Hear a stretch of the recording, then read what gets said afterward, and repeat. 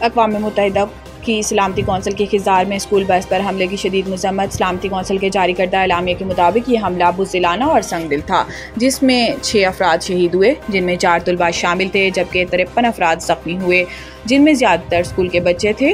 Council نے پاکستان کی عوام، حکومت اور متاثرہ خاندانوں سے دلی ہمدردی کا اظہار کیا اور زخمیوں کی جلد صحتیابی کی خواہش ظاہر کی۔ اعلامیے میں کہا گیا ہے کہ ہر قسم کی دہشت گردی عالمی امن و سلامتی کے لیے سنگین خطرہ ہے اور ایسے حملوں میں ملوث افراد، ان کے سہولت کاروں، منصوبہ سازوں اور مالی مدد دینے والوں کو قانون کے مطابق انصاف کے کٹہرے میں لایا جانا چاہیے۔ سلامتی کونسل نے تمام ممالک سے مطالبہ کیا ہے کہ وہ بین الاقوامی قوانین اور اقوام متحدہ کی قراردادوں کے تحت پاکستان سے مکمل تعاون کریں۔ بیان میں واضح کہا گیا ہے کہ دہشت گردی کا کوئی بھی عمل کسی بھی صورت میں قابل قبول یا قابل جواز نہیں ہو سکتا۔ دنیا کے تمام ممالک پر لازم ہے کہ وہ عالمی قوانین کے تحت دہشت گردی کے خلاف متحد ہو کر اقدامات کریں۔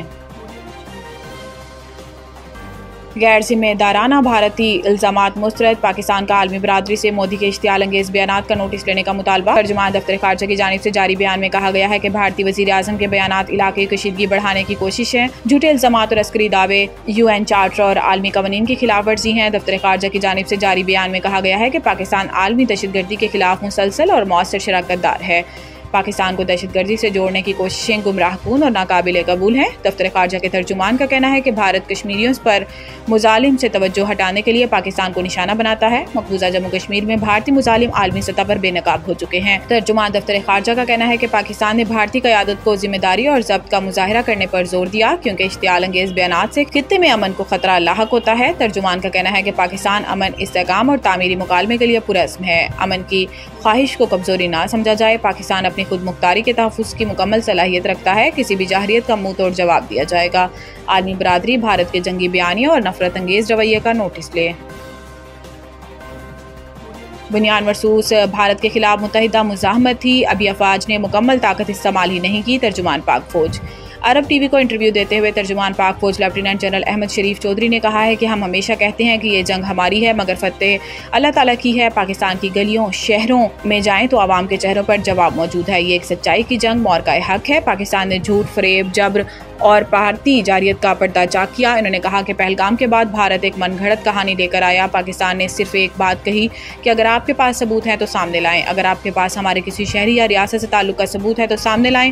ثبوت عالمی برادری یا کسی تیسرے قابل اعتماد فریق کے سامنے رکھیں، ثبوت سامنے لائیں تاکہ شفاف تحقیقات ہو سکیں۔ بھارت کے پاس کوئی جواب نہیں تھا اور آج تک نہیں ہے۔ ان کا یہ بھی کہنا تھا کہ عالمی طاقتیں جانتی ہیں کہ 2 ایٹمی ممالک میں جنگ کا تصور خطرناک اور مضحکہ خیز ہے۔ بھارت کئی برسوں سے جنگی جنون میں مبتلا ہے جو آگ سے کھیلنے کے مترادف ہے۔ بھارت ایک ایسا ماحول بنا رہا ہے جو باہمی تباہی کا سبب بنے گا۔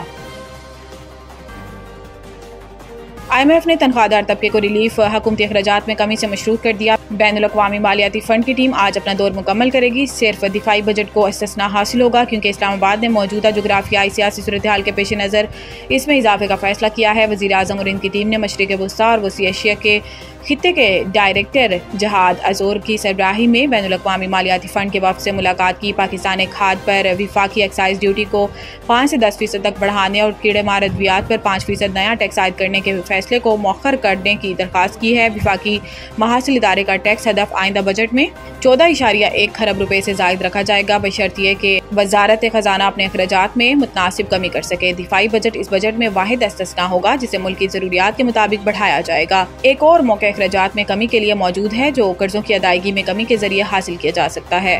وزارت خزانہ اور بین الاقوامی مالیاتی فنڈ نے اس مدت میں 8.7 خرب روپے کا تخمینہ دیا ہے، لیکن یہ تخمینہ کم کر کے 8 سے 8.2 خرب روپے تک لایا جا سکتا ہے۔